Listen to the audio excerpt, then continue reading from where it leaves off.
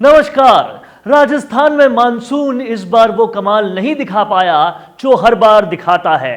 पर ताज्जुब की बात तो यह है कि इस बार प्रदेश के अखबारों में मानसून नहीं बल्कि प्रदेश की सरकार खुद बनी हुई है।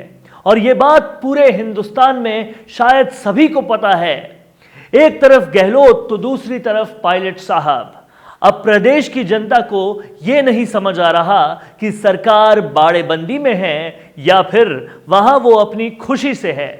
यह बात मैं इसलिए कह रहा हूं क्योंकि गहलोत सरकार के ही कैबिनेट मिनिस्टर शांति धारीवाल ने एक इंटरव्यू में कहा है कि 14 अगस्त को पता चल जाएगा जादूगर की जादूगरी का।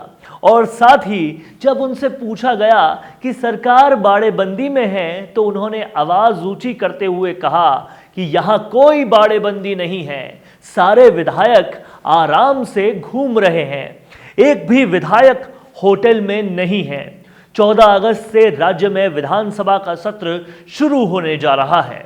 अब ऐसे में सचिन पायलट और अशोक गहलोत के गुट अपने अपने हिस्से को मजबूत करने में लगे हुए हैं। अब ऐसी खींचतान में गहलोत गुट ने एक विधायक ने दावा किया है कि सचिन पायलट के पास 40 से 45 विधायक हो सकते थे, लेकिन उन्होंने किसी की नहीं सुनी। पहले सचिन पायलट गुट का हिस्सा रहे विधायक प्रशांत बैरवा ने कहा है कि सचिन पायलट के पास 18 की संख्या है, लेकिन अगर उन्होंने हमसे सलाह ली होती तो ये नंबर 45 तक पहुंच सकता था। प्रशांत बैरवा अभी जैसलमेर के सूर्यगढ़ होटल में ही हैं और अन्य कांग्रेसी विधायकों के साथ रुके हुए हैं। प्रशांत ने कहा कि सचिन पायलट के साथ काफी बड़ी टीम थी, उसका उन्हें अंदाजा भी नहीं था। अगर वो हमारी सलाह लेते तो ये संख्या 45 होती, लेकिन उन्होंने ऐसा नहीं किया। पायलट खुद गेम नहीं खेल रहे हैं, उनके पीछे कोई और है।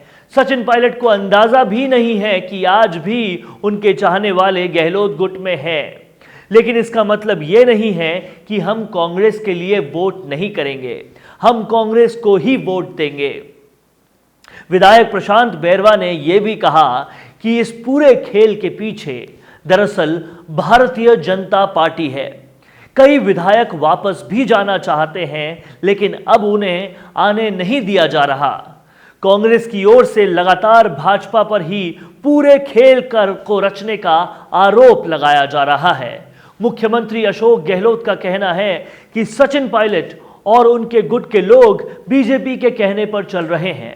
अगर पार्टी के अंदर की कोई भी बात है तो पार्टी के मंच पर उसे उठाना चाहिए था, ताकि ऐसे नाराज होकर अपनी पार्टी और अपने ही साथियों के खिलाफ मोर्चा नहीं खोलना चाहिए था। यह तो था अशोक गहलोत का कहना, पर इस बात से भी कोई इनकार नहीं कर सकता कि राजस्थान की सियासत में कांग्रेस की वापसी में सचिन पायलट का बहुत बड़ा हाथ है।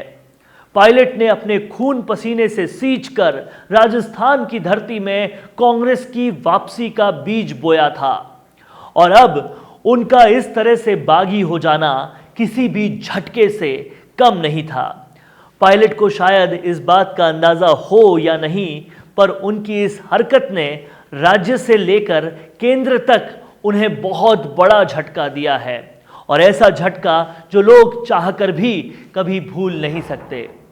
ये थी राजस्थान की राजनीति पर हमारे चैनल राजस्थान संवाद की खास रिपोर्ट। राजस्थान की राजनीति से जुड़ी हर छोटी बड़ी अपडेट के लिए आप देखते रहिए राजस्थान संवाद। हमारे चैनल को सब्सक्राइब कीजिए और हर अपडेट को अपने पास पाइए।